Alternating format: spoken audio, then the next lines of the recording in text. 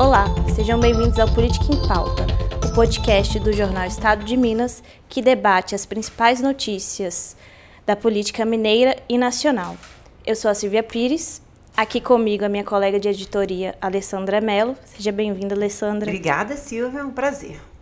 E hoje aqui com a gente também a nossa colega da editoria de Cidades, Mariana Costa, para falar um pouquinho sobre a matéria que ela fez relacionada à violência doméstica. Seja bem-vinda, Mariana. Obrigada. Hoje a gente começa algumas discussões importantes aqui sobre Minas Gerais e também nacional. No primeiro bloco, vamos voltar a falar sobre o Propag. Ontem, o Congresso Nacional decidiu algumas mudanças na lei que criou o programa para refinanciamento das dívidas dos estados. No segundo bloco, a gente conversa com a Mariana sobre a matéria que ela fez para o Dia Internacional do Enfrentamento à Violência Doméstica. E no terceiro bloco, a gente fala sobre a pauta da semana na política, que foi a prisão do ex-presidente Jair Bolsonaro e dos outros envolvidos na trama golpista.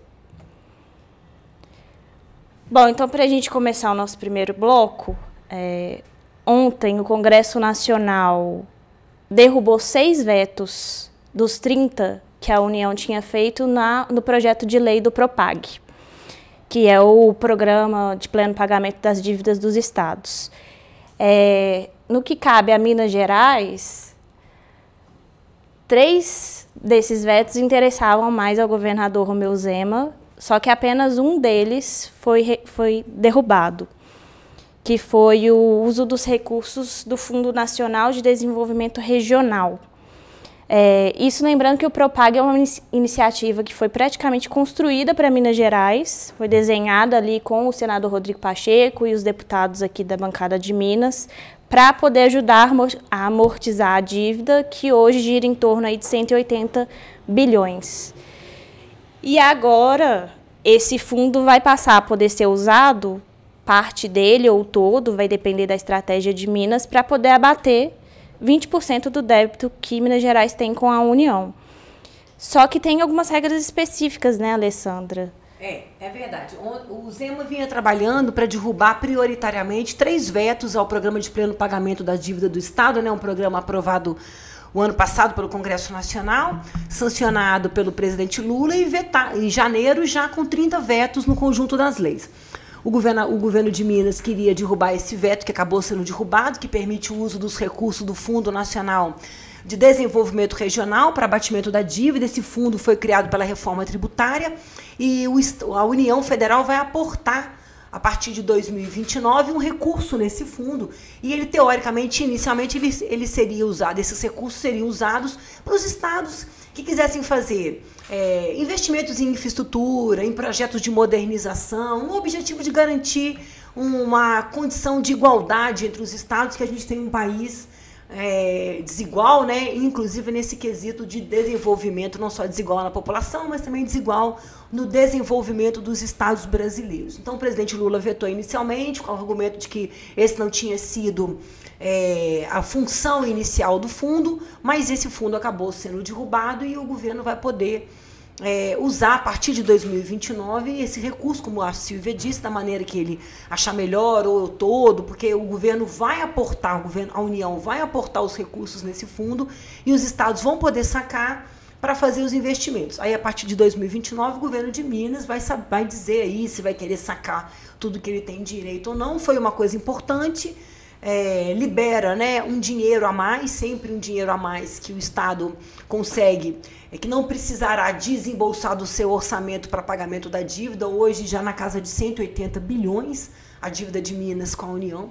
Agora, outros vetos importantes também defendidos pelo governo Zema não foram derrubados, né? O vice-governador Matheus Simões falou com a gente na véspera da derrubada do veto e apontou a necessidade de não manter no Congresso Nacional a decisão do governo, a decisão do veto que impedia, que fazia valer a lei da responsabilidade fiscal. O Propag aprovou um item na lei dizendo que o Estado que descumprisse a lei de responsabilidade fiscal durante o tempo que ele estivesse dentro do Propag, ele não seria obrigado a cumprir as regras da lei de responsabilidade fiscal em caso de ultrapassar os limites. Caso de Minas Gerais, que já está quase chegando no gasto máximo com a lei de responsabilidade fiscal, com folha de pagamento, que é 49%, Minas já gastou 48,5%. Com isso, ela não pode fazer concurso público, não pode dar aumento salarial, pode dar reajuste, né? Não pode dar aumento salarial acima da inflação. Então, e não pode fazer contratação de novos servidores. O governo queria flexibilizar essa norma, o governo de Minas, para poder dar aumento e poder fazer concurso para carreiras da área da segurança e do meio ambiente. Esse veto foi mantido. Outro veto que o governo queria derrubar, o governo de Minas queria derrubar, era o veto que permitia Minas Gerais, além das dívidas com a União, ela tem dívidas de empréstimos contraídos com bancos internacionais garantidos pelo Tesouro Nacional. O governo de Minas queria que esses débitos com bancos internacionais garantidos pelo Tesouro Nacional fossem incorporados ao Propag, nos mesmos moldes do Propag, as mesmas regras, o mesmo plano de pagamento. Isso já está previsto no regime de recuperação fiscal, que é o programa anterior de pagamento da dívida dos estados, que o Propag sucede esse programa, né? Vem depois desse programa, Minas vai deixar o regime de recuperação fiscal e entrar no Propag. Esse também foi um veto que não foi derrubado como o governo defendia. Os outros 6 vetos derrubados são vetos que dizem respeito a regras para facilitar a entrada do estado do Rio Grande do Sul no programa de refinanciamento da dívida dos estados. Para quem não se lembra, deve se lembrar, porque foi uma coisa de muito impacto. O Rio Grande do Sul sofreu no passado uma grande tragédia climática, né? O estado foi varrido por enchentes, inundações e ficou numa situação financeira difícil, piorou um pouco mais. Então, os outros vetos todos dizem respeito a facilidades para que o Rio Grande do Sul faça a adesão ao programa. Então, foi uma vitória parcial, né? Não deixa de ser uma vitória. Foi comemorada, por exemplo, pelo secretário da Fazenda, mas não foi definitivamente o que o governo de Minas queria, né, Silvia? Sim. E paralelo a essa discussão também das mudanças na lei, continuam em tramitação alguns projetos que estão na Assembleia Legislativa que fazem parte desse pacote que a gente chama de pacote do Propag, né? Nessa semana, o projeto de privatização da Copasa foi liberado, ele já começou a ser discutido em plenário e ontem ele acabou recebendo algumas emendas e agora ele volta para uma das comissões para análise, mas ele ainda assim pode acabar sendo votado na semana que vem, porque ele já passou ali pelas 3 comissões que tinha que passar do regimental da Assembleia, entraram algumas contrapartidas de garantia de manutenção dos empregos ali por 18 meses, tarifa social, alguns pontos relacionados também a poder realocar esses servidores em outras estatais depois que passar esse período de estabilidade e também a criação de um fundo estadual do saneamento que pode, em parte, ser nutrido também com o valor da venda da Copasa. Tudo para garantir, né, talvez que o saneamento nas cidades onde não terem um lucro, né, que a água é um custo, não um lucro, né, para a empresa que pode comprar a Copasa, né? Uhum.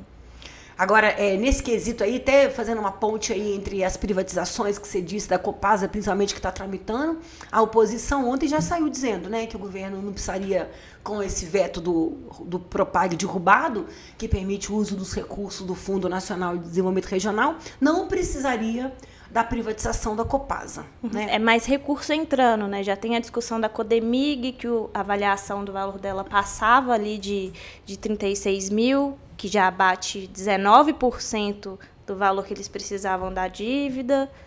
Então, já é mais recurso entrando que diminuiria a necessidade. Mas o que o governo usa de justificativa agora é que eles precisam do recurso da Copasa para fazer as contrapartidas, porque o Propag ele tem, além do pagamento ali de um abatimento de um valor de 20%, ele também pede investimentos em educação, segurança pública, para conseguir reduzir os juros que hoje são fixados em 4%, mais o IPCA. Então, se ele bater alguns pontos, se o Estado conseguir dar o check ali, ele consegue tirar esses juros de 4% e ficar só com os juros do IPCA. E a justificativa do governo é que a venda da Copasa vai ser usada para investimento nessas contrapartidas.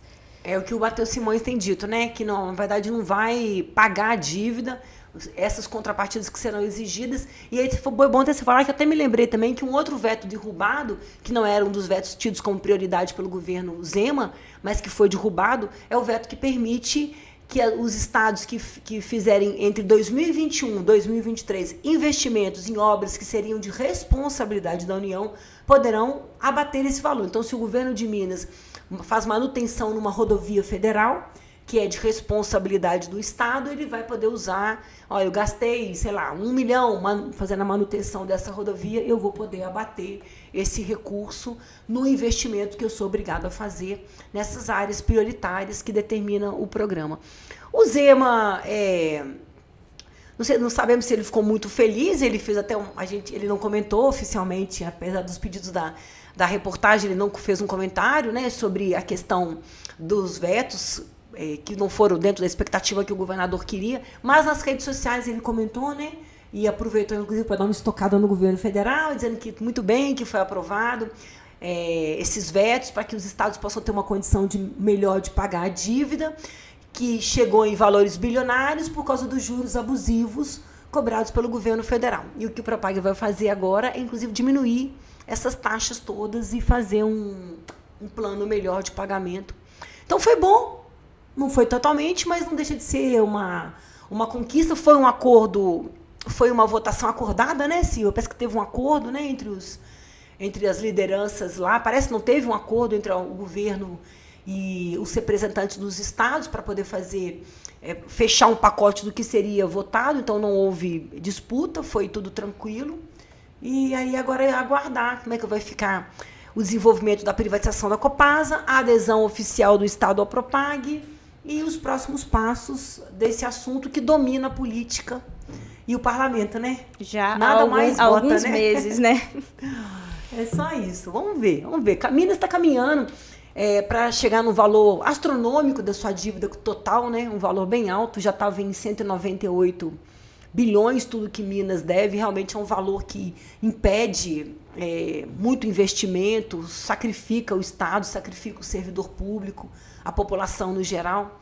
Então, esse é um programa muito importante que vai dar um alívio aí, apesar dessa coisa da entrega das estatais, né, que muitas pessoas avaliam como negativo, você perder uma estatal de água, talvez entregar parte de uma estatal como a da Codemig, que administra uma mina milionária, né, uma mina importante de nióbio, mas vai liberar recursos para outros investimentos. Quem sabe ano que vem tem aumento salarial. Né? Vamos ver. Então, a gente segue para o nosso segundo bloco.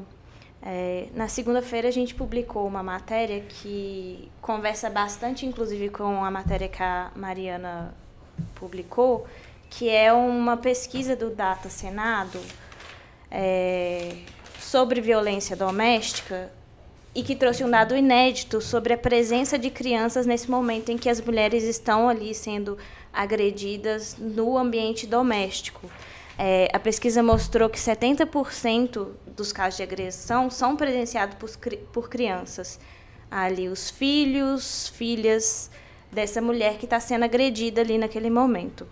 É um dado que conversa muito, como eu falei, com o que a Mariana trouxe ali na matéria que a gente publicou no dia seguinte, na terça-feira, em alusão ao Dia Internacional do Enfrentamento à Violência contra a Mulher, e que mostra que Minas Gerais já tem aí mais de 117 mil casos registrados de violência doméstica, violência contra a mulher, entre janeiro e setembro desse ano, o que dá uma média aí de quase 400 casos por dia. E um dos pontos também que a Mariana entra em questão é sobre como os municípios fazem para poder dar assistência para essas mulheres e levar à justiça também. Aí eu queria que você comentasse um pouco sobre o que você viu durante a pesquisa dessa reportagem. Então, a gente começou a pesquisar para fazer a matéria, porque a Lei Maria da Penha, ela estabelece que os municípios eles implementem políticas públicas de prevenção e combate à violência doméstica. E a gente foi buscar, então, o que os municípios aqui de Minas, por exemplo, estariam fazendo nesse sentido. E aí a gente viu que no final de outubro, o prefeito de Sete Lagoas sancionou uma lei que foi aprovada pela Câmara Municipal, que estabelece multas, punições administrativas para agressores, né, de violência contra a mulher. Então, esses agressores eles estariam sujeitos à multa no valor de 2 salários mínimos. Em caso de reincidência, esse valor poderia ser dobrado desse agressor. E aí a gente entrou em contato com a prefeitura para saber como que essa lei ia ser aplicada e a gente conversou com a secretária da Mulher de Sete Lagoas e ela explicou que apesar da lei já estar em vigor, eles ainda estão no processo de regulamentação. E acho que o principal obstáculo é entender como essa multa vai ser, a quem compete aplicar essa multa, porque para o agressor poder receber a multa, ele tem que ter uma pena transitada em julgado, ou seja, não ter mais possibilidade de recursos no processo criminal.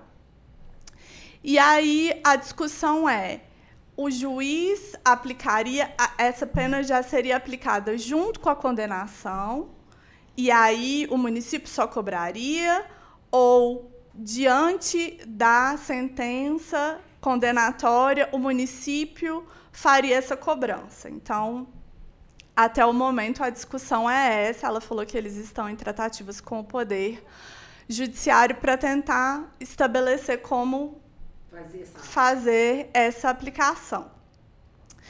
E aí, a gente consultou uma especialista em direito administrativo para entender se essa lei seria constitucional. E ela fala que, na visão dela, essa lei é inconstitucional porque ela invade a competência da União para legislar sobre violência contra a mulher.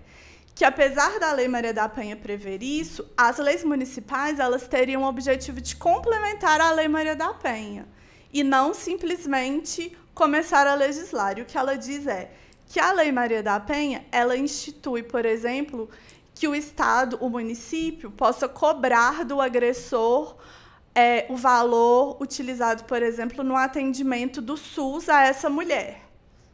Mas que uma multa é diferente disso. Uma multa é uma figura jurídica diferente desse ressarcimento. É uma multa administrativa, né? Ou seja, do Poder Executivo. Então, no entendimento dela, não seria constitucional. Essa lei seria inconstitucional.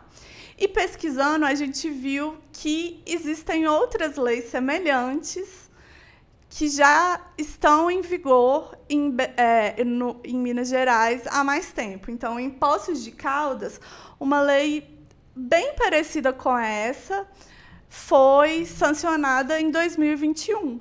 E já cobrou de alguém?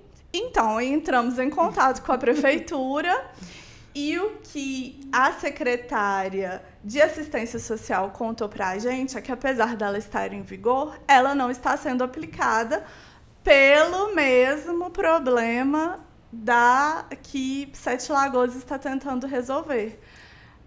Aplicabilidade. Quem seria o responsável por aplicar a lei e fazer a cobrança da multa? A cidade de Itaúna também tem uma lei parecida com essa, que foi sancionada em 2023, mas que também não está em vigor, porque uma ação direta de inconstitucionalidade foi interposta pela própria prefeitura pelo mesmo motivo. Então, diante desses casos, a gente foi atrás de um especialista em segurança pública, né, em violência contra a mulher, para entender se esse tipo de lei está realmente fazendo o papel que a Maria da Penha estabelece, né? Que são políticas de enfrentamento. E aí a gente conversou com a Isabela Matosinhos, que é pesquisadora do Fórum Brasileiro de Segurança Pública, e o que ela fala é isso, que ao invés dos municípios ficarem tentando criar outras leis, que não seria mais interessante tentar robustecer a Lei Maria da Penha. Regulamentar essa cobrança, por exemplo, que eu nunca ouvi dizer de alguém que bateu em mulher e teve que pagar o atendimento no SUS. Seria bom. E ela falou, é uma lei que é reconhecida internacionalmente, ela tem mecanismos robustos, né? Para além da tornozeleira, para além das medidas protetivas, né, de afastamento, que então, não são aplicadas. Então ela acha que seriam ações, né, e caminhos mais concretos, robustecer a Maria da Penha nesse sentido, do que ficar criando leis municipais que, por problemas, né, constitucionais, não estão sendo aplicados na prática. Porque às vezes, quem sabe, o bolso dói, porque a prisão, a Lei Maria da Penha, prisão, afastamento, todas essas medidas de garantia, elas muitas vezes... A gente vê no dia a dia, né, Mariana, né, Silva, na cobertura jornalística, todo dia a gente estava comentando aqui, todo dia, tem um caso de violência contra a mulher. Vocês podem também, vocês, começarem a reparar nos cadernos, não tem um dia em Minas Gerais, em qualquer canto desse Brasil, que não tenha uma notícia de violência contra a mulher. Né? Talvez esse pensamento de que no bolso resolva, né, porque só a legislação muito boa é reconhecida, mas ainda não é suficiente, haja visto os números, né, de 400 casos por dia, é muita coisa, né? Enquanto a gente está conversando aqui, tem uma mulher, com certeza, em algum canto desse país apanhando, né? Sim, e esses na frente dos filhos. Exatamente, esses registros, eles provavelmente são maiores, né, porque esses números são os que chegam a serem denunciados e registrados. Tem uma subnotificação. Não é? Né, imagina quantas outras também estão sendo violentadas. Tem muitas mulheres ainda com medo de denunciar. E situação financeira difícil, dependência financeira. Que às vezes a violência não é só física, ela também é psicológica, patrimonial. E ontem até lembrei, a gente tratando desse caso aqui, lembrei que a deputada Célia Chacriabá, deputada federal do PSOL mineiro, soltou uma nota, né, Silva, anunciando que ia entrar na justiça, moveu uma ação contra um parlamentar, esqueci o nome dele, que num debate semana passada, no Conselho de Ética, falou que a deputada merecia tomar uma bofetada. Né? Então, esse tipo de comportamento, né, de pessoas que exercem cargos de importância, né, que são legisladores, é um estímulo a mais para a violência que a gente vê, né, e que ela acaba... refletindo nessas páginas diárias do jornal, né? A violência contra a mulher é naturalizada, né? Eu lembro daquele caso da mulher que recebeu 60 socos no elevador. Você pegava nas redes sociais alguns comentários de homens, assustador. Eles falando que... associando como se ela tivesse merecido... como se ela tivesse feito alguma coisa, o que será que ela fez para poder receber essa reação, como se tivesse... 60 socos, nem mulher, nem homem, nem ninguém, né? É muito doido esse mundo que a gente vive, né? A condição que a mulher vive, apesar de todos os avanços, né? A gente dá um passo para frente e volta alguns para trás. Vamos caminhando, né? Mas não é fácil, né? E temos algum município que conseguiu regulamentar a Maria da Penha fazer essa cobrança? Eu estou surpresa com essa notícia de que pode cobrar. Eu nunca ouvi falar disso, eu não sabia.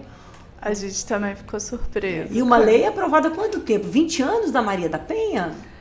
Eu acho que é 20 anos, né? Ela é de 2000 Ela é de 2006, vai fazer 21. Isso mesmo, vai fazer 21 anos, né? E uma lei de relevância nacional e que vários pontos ainda não sendo aplicados, né? É aquela velha, né, que sempre máxima, que sempre existiu no Brasil. Tem lei que pega, tem lei que não pega, tem umas que pegam totalmente, outras que não pegam. E também aquela coisa que a gente sempre fala aqui, né? As câmaras municipais legislando em pautas que não são de sua alçada. Né? Eu achei a ideia ótima, mas não é da alçada da Câmara determinar punição para nenhum tipo de, acredito eu, tipo penal, casos de crime, né?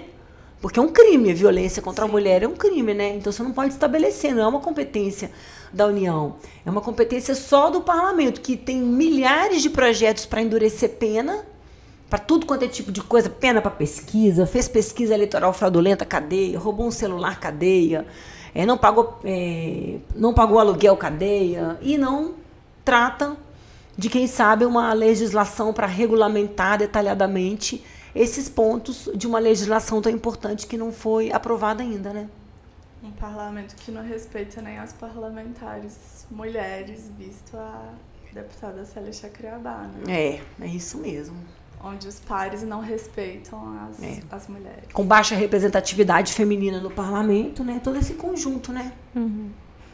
E tem um ponto também da matéria, da segunda parte da matéria, na verdade, né, que foi uma decisão do STJ sobre um caso de um homem acusado de violência doméstica, em que a juíza decidiu que não cabia a acusação porque não tinham provas, né, provas irrefutáveis contra ele. A gente resolveu falar desse caso porque, segundo a especialista que a gente ouviu, essa decisão, né, do STJ, que na verdade ela corroborou uma decisão do Tribunal de Justiça do Amazonas, né, ela pode enfraquecer esse direito conquistado a duras penas, né, pela Lei Maria da Penha, desse poder da palavra da mulher para denunciar.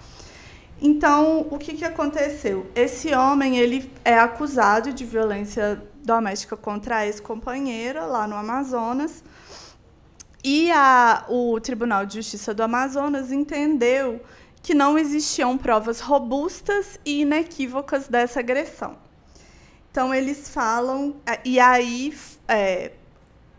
houve o recurso e o STJ resolveu confirmar a decisão e esse acusado foi absolvido. E aí o que a ministra Marluce Caldas, que era a relatora do caso, alegou é que as fotografias apresentadas não identificavam com clareza a vítima, nem comprovavam a data da suposta agressão. E aí o que ela fez foi pesar entre dois princípios, né, que seriam o direito da mulher, né, o direito coletivo das mulheres de fazer essa denúncia, frente ao direito à liberdade desse homem de ter a sua liberdade restrita no caso de ser condenado. E ela, diante das, segundo alegada ela, não terem provas robustas, ele não poderia ser condenado. E aí, o que essa advogada que a gente escutou, que é presidente da Comissão Nacional do Instituto Brasileiro de Direito de Família, fala é que a maioria desses casos de violência contra a mulher, né, 71,6%, acontecem no ambiente familiar, onde não existem câmeras. Agora todas as mulheres têm que colocar uma câmera em casa. Não, às vezes não existem testemunhas, né? São diante de filhos pequenos, menores. Que não serve como testemunha do processo penal. Então é complicado, né? Realmente. Uma decisão... Mas cabe recurso ao STF essa decisão? Cabe toda em decisão tese, do STJ? Sim, mas só para tratar de matéria constitucional. E nesse caso não seria. Então não tem como uma entidade de defesa das mulheres recorrer dessa decisão no STF. Uma pena, porque se chegasse lá, talvez uma chance de ser derrubada, né? E a violência, até fazendo uma ponte aqui com o nosso próximo assunto, a deputada Maria do Rosário, lembrando também, né? Também foi ameaçada pelo ex-presidente Jair Bolsonaro no Congresso Nacional, num episódio que não houve punição, né? Porque prescreveu o crime. Ele disse, para quem se lembra, que ele não a estupraria porque ela é feia. Ela não merecia. Ela não merecia porque ela não merecia ser estuprada porque ela era feia, né? E não teve, prescreveu e não teve condenação, né? Por uma fala absurda dessa. Uma pena, né? Porque esse tipo de fala, a impunidade, ela é o combustível da violência, né? Se você não pune exemplarmente, ela fomenta, né? As pessoas ficam no direito, se achando no direito de cometer outros crimes dessa mesma natureza, já que não há punição, né? E quando a gente fala de violência doméstica, violência contra a mulher, ela escala. Então, uma agressão dentro de casa pode virar um feminicídio. Se não há uma intervenção, se não há uma assistência a essa mulher. E geralmente acontece assim, né? Começa a violência, a mulher não rompe o relacionamento, deixa a casa por causa da violência e depois desse rompimento é assassinada. Esse é um caso clássico que a gente vê no jornal todos os dias. Todos os dias. Ex-companheiro, né, matando ex-companheira, né? Sim. Mas é isso. Ser mulher não é fácil. Não. Então, já que a gente entrou no assunto Bolsonaro, vamos passar para o nosso próximo bloco. Na terça-feira, o Supremo Tribunal Federal consolidou, né, determinou o cumprimento da pena do Jair Bolsonaro. Ele já estava preso preventivamente desde o sábado e agora, desde terça-feira, começa a cumprir a pena de 27 anos e 3 meses de prisão pela tentativa de golpe de Estado. Ele e outros envolvidos, né, na trama golpista.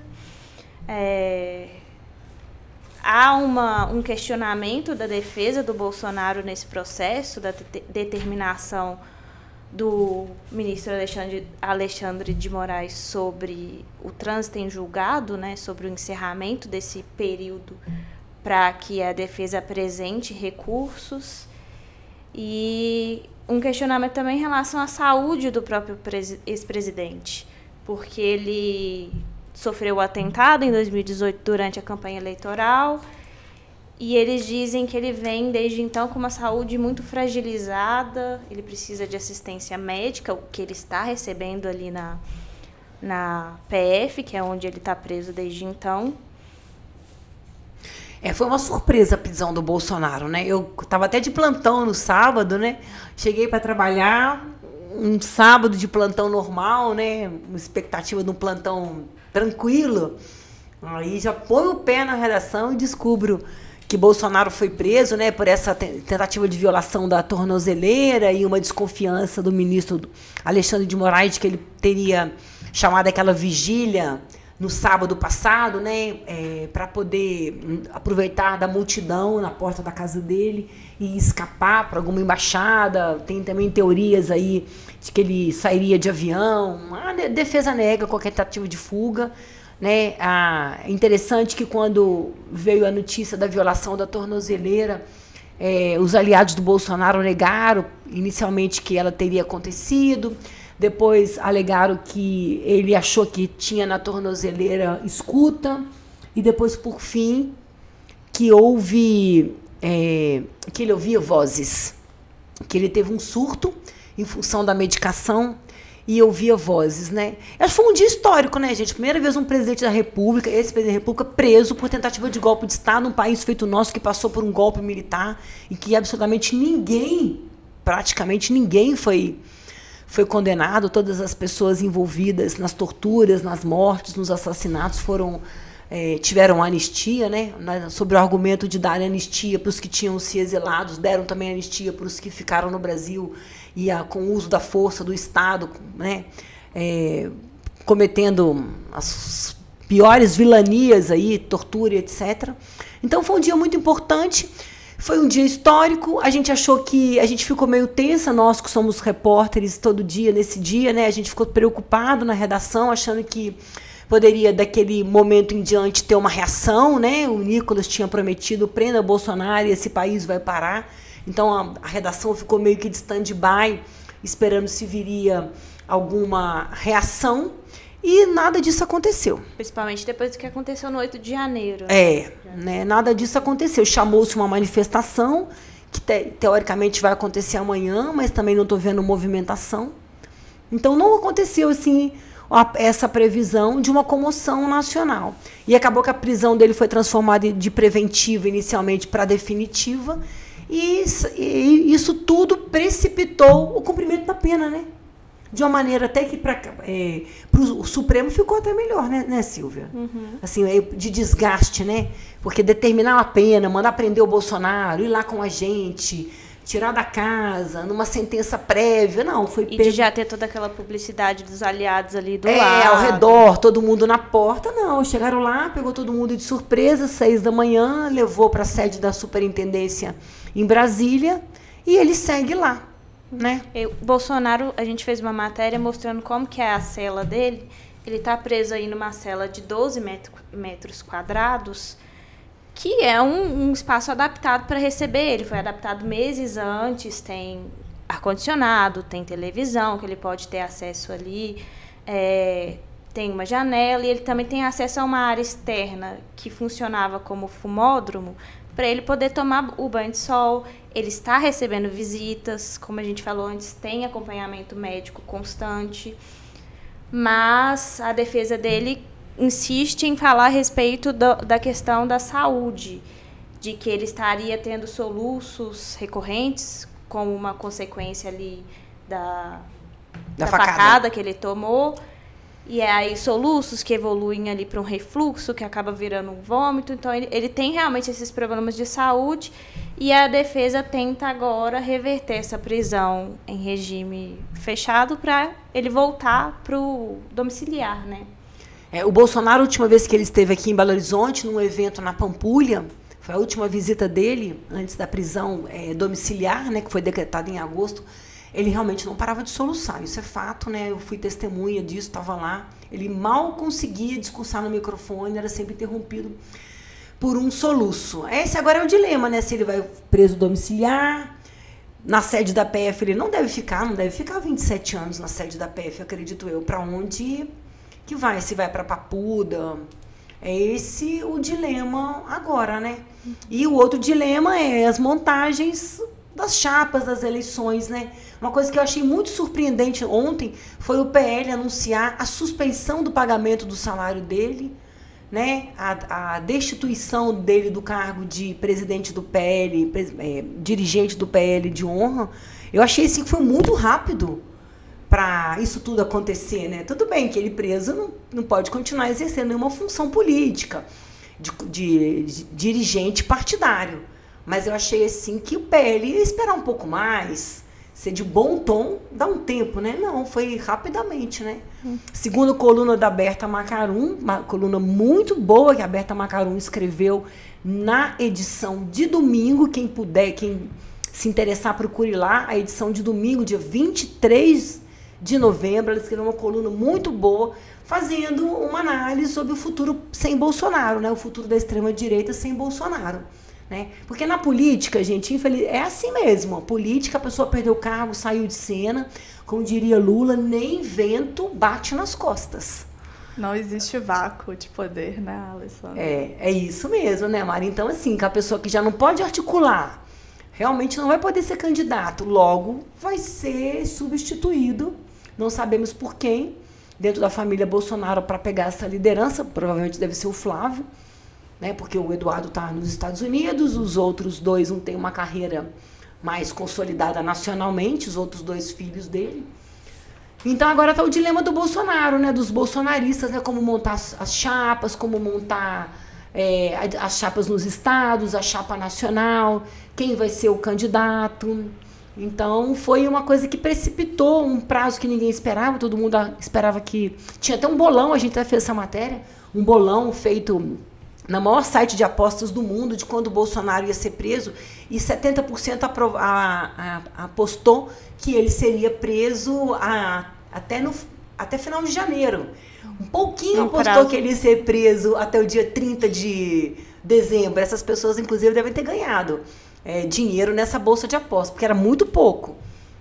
Então, precipitou essa prisão e atrapalhou esses planos futuros que agora passarão a ser feitos sem a presença dessa figura central, que é o ex-presidente Jair Bolsonaro, né? Vão ser feitos um pouco semelhante a quando foi as eleições ali, quando o Lula estava preso, esse contato de os aliados irem ali para visitar ele na cadeia, para poder ver um aval para quem ele vai apoiar, quem que vai ser declarado aí o candidato do Bolsonaro, que ainda isso não está definido, né? Já tem mineiro querendo visitar o Bolsonaro, né, Silvia?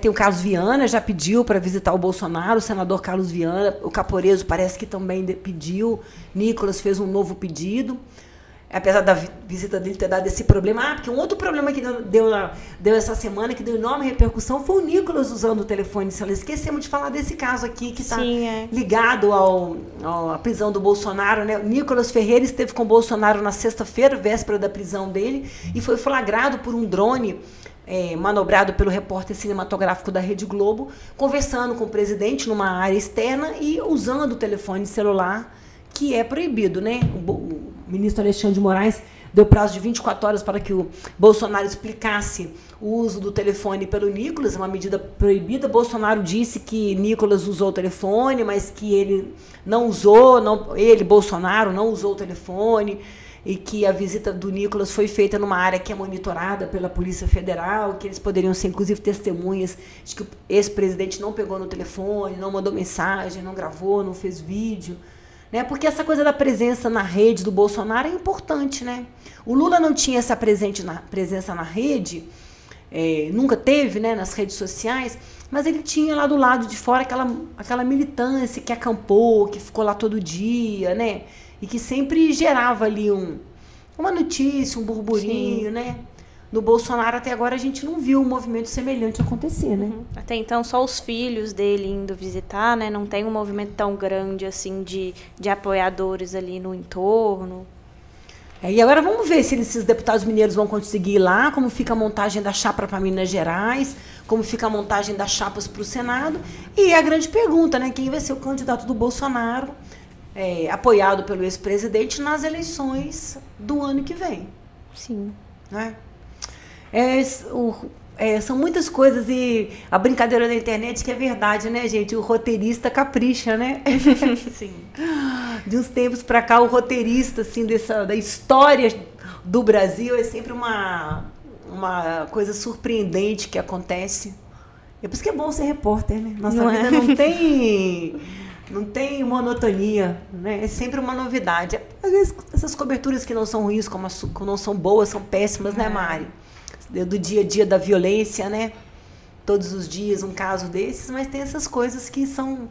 que você faz, acaba que você está acompanhando a história acontecer, e isso é legal, né? Eu gosto. Eu sou suspeitíssima aqui para falar, mas é isso. É isso, gente. A gente fica por aqui. Você pode acompanhar o Política em Pauta no seu tocador de podcast preferido. Eu quero agradecer a presença da Mariana. Seja bem-vinda, próximas vezes também. Obrigada pelo convite, meninas. E obrigada também, Alessandra, pela participação. Obrigada, Mariana. Obrigada, Silvia. Até a próxima.